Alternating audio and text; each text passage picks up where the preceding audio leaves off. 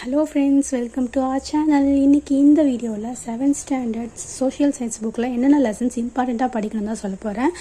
சொன்னால் நம்ப மாட்டீங்க, ஏஷியன்ட் ஹிஸ்ட்ரியில் எல்லாத்தோட ஸ்டார்டிங்குமே 7th ஸ்டாண்டர்டில் தான் இருக்குது.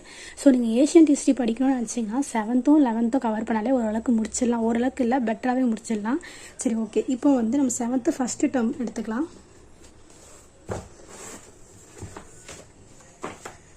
தென்னிந்திய புதிய அரசுகளும் பிற்கால சோழர்களும் பாண்டியர்களும், அடுத்து டெல்லி சுல்தான்.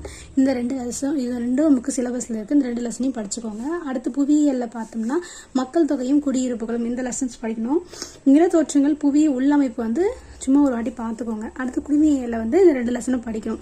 நமக்கு எலெக்ஷன் பற்றி தனியாக ஒரு சிலபஸில் டாப்பிக்கே இருக்குது. ஸோ இதில் வந்து நீங்கள் படிச்சிங்கன்னா உங்களுக்கு யூஸ்ஃபுல்லாக இருக்கும். ஆல்ரெடி கொஷின்ஸ் வந்திருக்கு. அடுத்து பொருளியலில் இருக்க ஒரு லெசனும் படிச்சுக்கோங்க.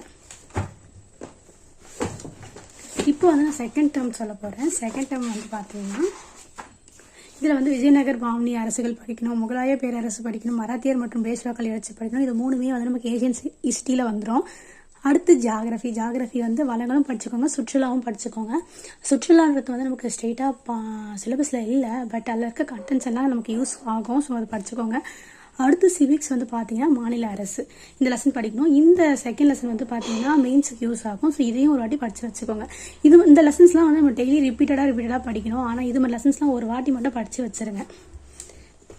So that third term 7th இதில் வந்து பார்த்தீங்கன்னா ஃபர்ஸ்ட் லெசன் வந்து ஏஷியன்ட் ஹிஸ்ட்ரியில் கவர் ஆகாது, பட் வந்து பார்த்தீங்கன்னா யூனிட் 6 கவர் ஆகும்.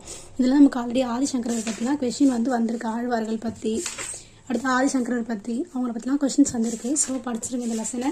முடிஞ்சளவுக்கு இந்த லெசன்ஸ்லாம் வந்து நீங்கள் நோட்ஸ் எடுத்து வச்சுருங்க. எக்ஸாம் டைமில் ரிவைஸ் பண்ணணும்னா வந்து நீங்கள் நோட்ஸை பார்த்துட்டு போயிடலாம், சரிங்களா? ஏன்னா எக்ஸாம் டைமில் திரும்பி ஃபுல் லெசன் படிக்கணுன்றது கொஞ்சம் கஷ்டமாக தான் இருக்கும்.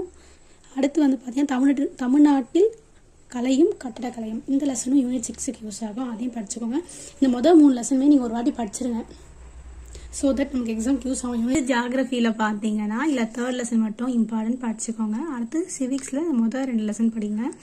எக்கனாமிக்ஸில் இந்த ஒரு லெசன் படிச்சுக்கோங்க. அவ்வளோதான். இந்த வீடியோவில் வந்து 7th ஸ்டாண்டர்ட் சோஷியல் சயின்ஸ் புக்கில் என்னென்ன லெசன்ஸ் இம்பார்ட்டண்ட்டாக படிக்கணும் அப்படின்னு வந்து நான் சொல்லியிருக்கேன். ஆல்ரெடி 6th சொல்லியாச்சு. ஸோ 6, 7 நல்லா படிங்க.